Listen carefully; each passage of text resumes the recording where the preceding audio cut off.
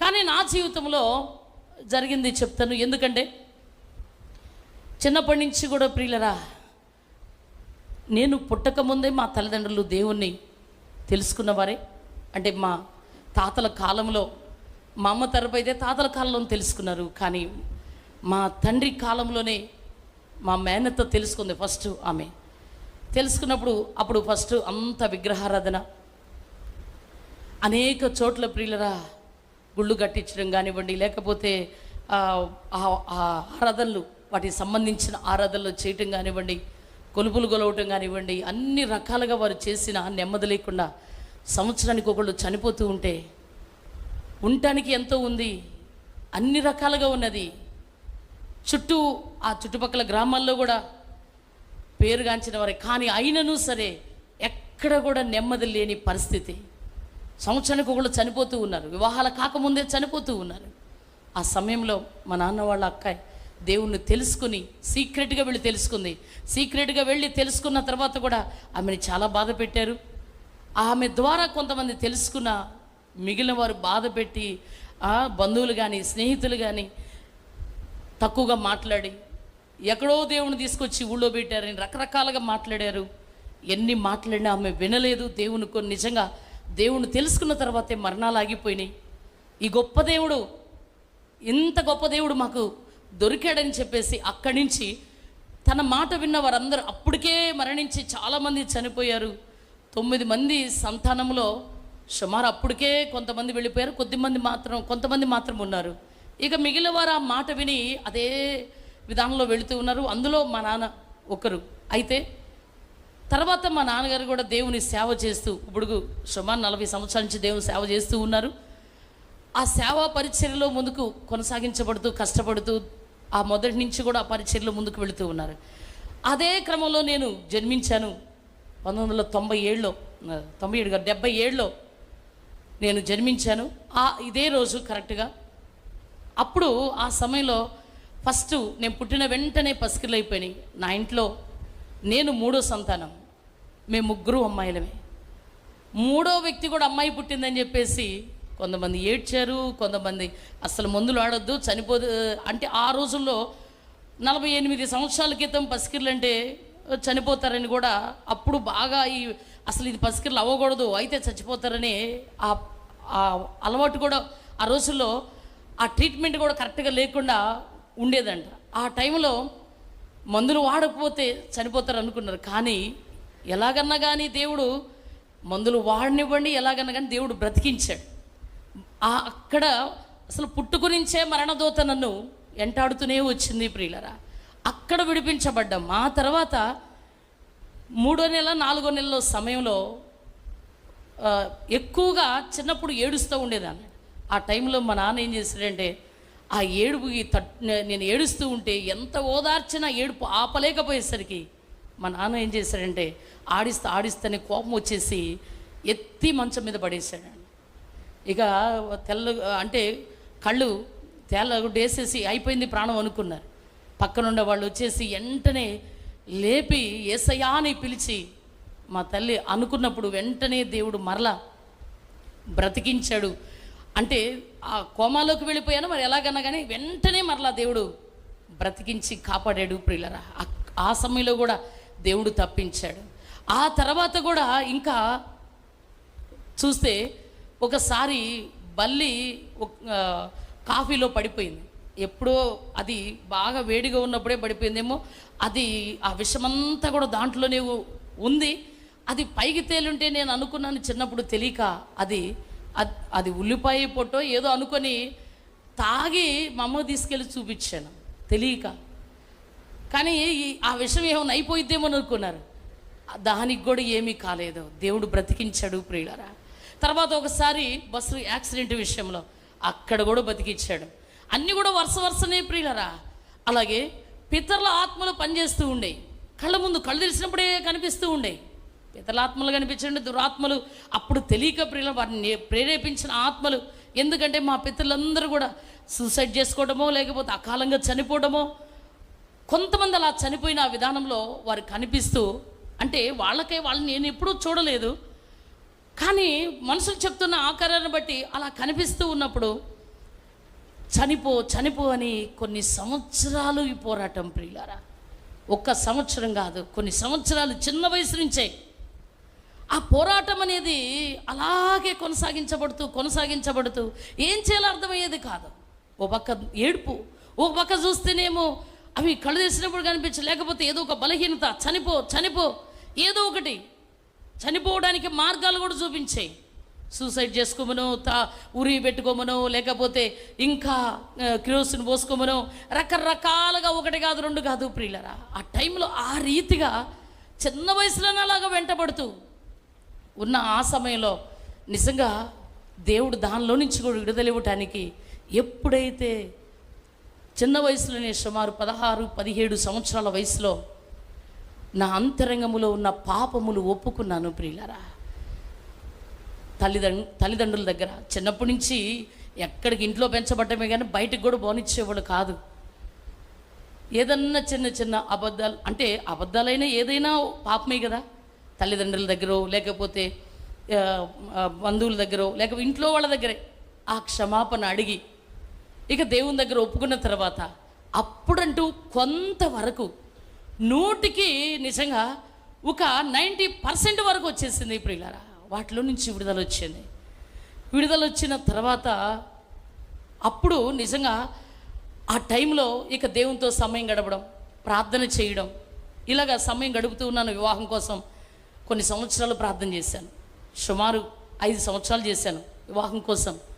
ప్రార్థన చేస్తూ ఉన్నప్పుడు దేవుడు నాతో మాట్లాడడం, నేను చిన్నప్పటి నుంచి నన్ను ఎవరు అడిగినా నువ్వేం చేస్తావంటే నేను దేవుని సేవ చేస్తానని చెప్పేదాన్ని. ఏంది దేవుని సేవ అంటే సామాన్యం అనుకుంటున్నావా? మేము ఇంతగా పెద్దవాళ్ళు అనేవాళ్ళు, ఆయన పని మేమే చేయలేక మేము అలాడిపోతున్నాను. నువ్వేంది ఇంత 8 సంవత్సరాలు 9 సంవత్సరాల వయసులో ఉన్నప్పుడు కూడా అదే, ఇంత చిన్న వయసులో ఇలా చెప్తున్నావు, ఎలా చేయగలుగుతావంటే అప్పుడు కూడా చెప్పేదాన్ని. ఏమని చెప్పేదానంటే, ప్రార్థన ద్వారా ఏదైనా సాధ్యము. ఆ వయసులో కూడా దేవుడు నా నోట ఆ మాట ఉంచాడంటే కేవలం దేవుని కృప. నిజంగా ప్రియులరా, ఆ మాట చెప్తూ ఉండేదాన్ని. దేవుడు కూడా నాతో ఏమని చెప్పాడంటే, రాబో దినాల్లో నిన్ను మనుషులు పట్టే జాలరుగా చేస్తాను, నేను నిన్ను వాడుకుంటాను అని. ఆ చిన్న వయసులో 16, 17, 18 సంవత్సరాల వయసులో ఇవన్నీ కూడా దేవుడు మాట్లాడడం, అన్నీ ఒప్పుకొని విడిచిపెట్టి ఇక అలా దేవుని సేవకుల పరిచర్య, నా ఒక తెలిసిన దగ్గర నుంచి కూడా సేవకుల పరిచర్య ప్రతిరోజైనా సరే, లేకపోతే మీటింగ్స్ సమయాలైనా సరే, లేకపోతే సేవకులకైనా సరే, నాకు ఒక తెలిసిన దగ్గర నుంచి ఎక్కువ పరిచర్య నేను ఎక్కువగా చేశాను ప్రియులరా. సేవకులకు కానీ, దేవుని పని కానీ, ఆ పని అంతా కూడా దేవుని కోసమే పరిచర్య. ఆ పరిచర్య ఆ రీతిగా కొనసాగించబడుతూ ఉండగా తర్వాత వివాహ సమయం వచ్చింది. ఆ వివాహ సమయం వచ్చినప్పుడు ప్రియులరా, దేవుని సన్నిధిలో ప్రార్థన చేస్తూ ఉన్నప్పుడు నేను దేవుని దగ్గర ఒకటే అడిగాను. ఎందుకంటే చిన్నప్పటి నుంచి కూడా ఎవరన్నా కానీ ప్రార్థనకు వచ్చిన వారు అంటే మందిరంలో నుంచి అటే వెళ్ళాలి కానీ ఇళ్ళకి రానియొద్దు అని చెప్పి వాళ్ళు ఏదైనా తెచ్చిన ఇంట్లోకి ధ్యానించేదాన్ని కాదు. అంత ఒక నిష్టగా ఉండేదాన్ని. అంటే ఆ పితరుల ఆత్మలు పనిచేయండి ఎలాగన్నా కానివ్వండి, అంత నిష్టగా ఉండేదాన్ని. ఎవరిని కూడా ఎంటర్ కానిచ్చి, నేనుంటే రావటానికి కూడా భయపడేవాళ్ళు. చిన్నప్పుడే అట్లా ఉండేది. అలాగా ఉన్న పరిస్థితిలో నేను దేవుణ్ణి ఒకటే అడిగాను, ప్రభువా నీ దగ్గర నేను సమస్తమును ఒప్పుకొని విడిచిపెట్టిన తర్వాత నేను మాత్రం క్యాస్ట్ మార్చి చేసుకోవాలి వివాహం అని దేవుడు ప్రేరేపణ కానివ్వండి, నేను దేవుని దగ్గర అడగటం కానివ్వండి, ఇలాగా అడిగేదాన్ని. అలాగే నీ సేవ చేసేవాళ్ళే కావాలి. అలాగే మూడోదిగా డిగ్రీ వరకే చదవాలి, ఇంకా ఎక్కువ చదివితే జాబులన్నీ అటు ఇటు వెళ్ళిపోతారు, అంతవరకు చాలు. ఇప్పుడు అనిపిస్తుంది డిగ్రీ వరకు అంటే నిజంగా అయ్యగారిని కూడా డిగ్రీ తర్వాత ఎటు వెళ్ళాలని వెళ్ళనివ్వాలి. ఒక్కోసారి అనిపిస్తుంది ఆ ప్రార్థన ఏమన్నా పనిచేసిందేమోనని. నిజంగా దేవుని కృప ప్రియులరా. అలాగా అంశాలుగా పెట్టి కొన్ని సంవత్సరాలు ప్రార్థన చేసుకునేదాన్ని. ప్రభువా నీ పని చేయాలి, నీ పని చేయటం కూడా నేనైతే యోగ్యురాలను కాదు, కానీ నాకు మాత్రం ఆశ ఉంది. నా జీవితకాలం అంతా నీ కోసం బ్రతికి నీ పని చేయాలని ఒక ఆశ ఉంది, ఆశను నెరవేర్చు అని ఆ చిన్న వయసు నుంచి కూడా అలాగే అడిగేదాన్ని. ఎప్పుడు మందిరంలో పరిచర్య, మందిరంలో ప్రతి పని, నేను వివాహం అయ్యేంత వరకు కూడా మందిరంలో చేపలు వేయటం కానివ్వండి, లేకపోతే మందిరంలో సేవకుల పరిచర్య కానివ్వండి, పాటలు పాడటం కానివ్వండి, వాక్యం చదవడం కానివ్వండి, ఈ పనులు మాత్రం చేసుకుంటూ అలాగే కంటిన్యూ చేసుకుంటూ ప్రతిరోజు కూడా పగలు మందిరంలోకి వెళ్ళడమో లేకపోతే మందిలో ఏదైనా పని ఉండటమో, చదువుకున్నంత కాలం చదువుకున్నాం. స్కూల్కి వెళ్ళినా కాలేజీకి వెళ్ళినా రావటం, ఇంట్లో ఉండటం వరకే, అంతవరకే అలాగే ఉండి అలాగే కొనసాగించబడుచు ఉన్న ఈ క్రమంలో ఎప్పుడైతే వివాహ విషయంలో ప్రార్థన చేశానో, బంధువులు ఎంతోమంది ఉన్నారు కానీ ఏది కాదయ్యా, నేనేం దేవుని దగ్గర ఈ రీతిగా ప్రార్థన చేస్తున్నప్పుడు, అప్పుడు ఆ సమయంలో నిజంగా దైవజనులు చూపించినప్పుడు నిజంగా ప్రియులరా దేవుడు నాతో మాట్లాడడం, మా నాన్నగారితో మాట్లాడడం, ఇక ఇది బంధువులు కానీ అందరికీ కూడా ఎవరికి కూడా ఇష్టం లేదు ప్రియులరా, ఎవరికి ఇష్టం లేదు. మా తాతగారు వచ్చి నన్ను అడిగారు, మా అమ్మ వాళ్ళ నాన్న వచ్చి నన్ను అడిగారు, ఏంటంటే నువ్వు ఇలాగా దేవుడు చూపించాడని వెళ్తున్నావు, నీ మ్యారేజ్కి ఎవరు రారు, మరి అందరిని విడిచిపెట్టి నువ్వు చేసుకుంటావా అని చెప్పి వచ్చి అడిగినప్పుడు నేను ఒకటే అన్నాను. అప్పుడు కూడా దేవుడు నాలో ఒక స్వరం ఉంచాడు, ఏంటంటే నా నిమిత్తము అన్నదమ్ములైన నక్క చెల్లెండ్రైనను ఎవరినైనా సరే విడిచిపెట్టని వాడు నాకు పాత్రుడు కాడన్నాడు కదా. ఇప్పుడు ఆయన చెప్పినప్పుడు ఆయన మాట నేను వినాలి కానీ ఎవరు రాకపోయినా నాకు పర్వాలేదు. నిజంగా ప్రియులరా, మరి ఆ వయసులో ఆ డేర్ ఇచ్చాడు కేవలం దేవుని కృప. ఆ మాట మాట్లాడినప్పుడు ఆయన అలాగే వెనక్కి వెళ్ళిపోయాడు. ఇంకా బంధువులు వచ్చి అడిగారు, వచ్చి అడిగినా ఇది దేవుడు చెప్పినది అని చెప్పి అదే రీతిగా నా తండ్రి, నేను, మా తల్లిదండ్రులు ఆ రీతిగా ముందుకు వెళుతూ ఉన్నాం ప్రియులరా. నిజంగా సాతాను యొక్క పోరాటం నిజంగా అప్పుడు కూడా ప్రియులరా రకరకాల పోరాటాలు, చుట్టూ నిందలు, చుట్టూ ప్రజల మాటలు. చిన్నప్పుడు మా తల్లిదండ్రులు సేవకు పరిచర్యకు వెళ్ళేవారు, వారు నైట్ అంతా వచ్చేవాళ్ళు కాదు, మేము ఇంట్లో ఉండేవాళ్ళం. దెయ్యాలు నిజంగా తలుపులు కొట్టడం, ఎందుకంటే మా ఏరియాలో దొంగల భయం ఉండేది, తలుపులు కొడతా ఉండేవి, ఆ భయం ఉంటా ఉండేది. మరలా పరిచర్య, వాళ్ళు పరిచర్యకు వెళ్తూ ఉండేవారు, మేము ఇంట్లో ఉండేవాళ్ళం. ఇలాగా ఈ పరిస్థితులన్నింటిలో కూడా సాతాను స్వరం, ఈ మరణదూత అనేది రకరకాలుగా ఏలుకుంటూ వచ్చేసి వివాహ సమయంలో కూడా చాలా ఇబ్బందులు ప్రియులరా. జ్ఞాపకం చేసుకోండి, ఆ టైంలో కూడా వివాహం జరగడం నెల రోజులు ఉపవాసం ఉండి దేవుని దగ్గర, ప్రభా నీ చిత్తమే జరగాలి, నీ చిత్తం కాంది వద్దు ప్రభా. ఎన్ని అవాంతరాలు వచ్చినా సరే కరెక్ట్గా అదే సమయంలో దైవజనుడికి బలహీనత అని చెప్పేసి మా వాళ్ళకి చెప్పేశారు. అప్పుడు అందరూ ఏమన్నారు, అసలు బలహీనత అని చెప్పినా కానీ ఏంటి ముందుకెళ్తున్నారు అంటే, నేను ఒకటే చెప్పాను, దేవుడు నిజంగా నేను ఒకటి అడిగాను, ఒక గుర్తు, ప్రభా ఈ వివాహము నీ చిత్తమైతే నువ్వు తప్పకుండా ఇంటి పేరు నాకు చూపించాలని అడిగినప్పుడు దేవుడు కరెక్ట్గా ఒక వెడ్డింగ్ కార్డు మీద మద్దిపోయినని చూపించారు పిల్లరా. చూపించినప్పుడు నేను వాళ్ళని అడిగాను, మా ఇంట్లో వాళ్ళని అడిగినప్పుడు వాళ్ళకి తెలియదన్నారు, కానీ తర్వాత అడిగిన తర్వాత అప్పుడు తెలిసింది నిజంగా ప్రియులరా. కొన్ని రుజువులు తీసుకొని, అలాగే దైవజనులు హైట్ తక్కువ అని కూడా మాట్లాడినప్పుడు అది కూడా దేవుని అడిగితే దేవుడు 1 సమయాలు 16:7 అతని ఎత్తు 100 రూపాయలు నువ్వు లక్ష్య పెట్టొద్దు. నిజంగా దేవుని స్వరం విన్నాను కాబట్టే, ఆయన స్వరం విని నిజంగా ప్రియులరా విన్నాను కాబట్టే నిజంగా దైవజనుడు నాకు ఒక గిఫ్ట్గా, ఒక వరంగా ఆ దైవజనుడు దొరకబట్టి ఈరోజు ఈ రీతిగా పరిశుద్ధాత్మ దేవుడు దైవజనుడిని ఇచ్చి ఈరోజు ఈ రీతిగా వాడుకోవటానికి దేవుడు కృప చూపాడు. నిజంగా ప్రియులరా, ఆ రోజు నేను మనుషుల స్వరం వింటే ఈ రీతిగా ఉండేదన్నా, ఇంత నెమ్మది ఉండేదా? నిజంగా ప్రియులరా, ఆ రోజు మనుషులు రకరకాలుగా మాట్లాడవచ్చు, కానీ మనుషుల స్వరం రకరకాలుగా ఉంటవి ప్రియులరా. ఎన్నో సంబంధాలు ఎన్నో రకాలుగా వచ్చినాయి కానీ ప్రియులరా ఒకే ఒక్కటి నాకు దేవుడు చెప్పాడు. దేవుడు చెప్పిన తర్వాత దాన్ని దాటి వెళ్ళకూడదు. అది ఏది ఏమైనా సరే నిజంగా ప్రియులరా, తక్కువగా తలించినా, ఎవరు ఎన్ని మాట్లాడినా, కానీ ఈరోజు చూస్తే వాళ్ళే ఏమంటారు, ఎవరైతే కాదన్నారో వాళ్ళే ఈరోజు ఫోన్ చేసి నిజంగా ప్రియులరా దేవుడు నిన్ను దీవించి ఆశీర్వదించాడు. నిజంగా అదే సమయంలో కూడా నా వివాహ సమయంలో, ఇప్పుడు నువ్వు చేసుకుంటున్నావు, రేపు నీ పిల్లలది ఎలా చేస్తావు? నిజంగా ప్రియులరా ఆ విషయాల్లో కూడా అవమానాలు వచ్చినాయి రకరకాలుగా ప్రియులరా. ఎన్ని వచ్చినా సరే నిజంగా ప్రియులరా నా దేవుడు సకాలములు అనుకున్న దానికంటే, ఊహించిన దానికంటే నిజంగా చెప్పగలుగుతాను, దైవజనుడే నాకు ఒక వరం అయితే నిజంగా నేను అల్లుళ్ళని కూడా అనను, నా కుమారులుగా 2 కుమారులు ఇచ్చాడు. 2 కూడా మా ఇంటికి ఒక వరాలు లాంటి వారే. దేవుడిచ్చిన గిఫ్ట్ ప్రియులరా. చప్పట్లు కొట్టి దేవుని నామాన్ని మహిమపరచుదాం ప్రియులరా. కానీ నిజంగా ఇద్దరికి కూడా దేవుడు ప్రెగ్నెన్సీని ఇద్దరికి దేవుడు ఇచ్చేశాడు.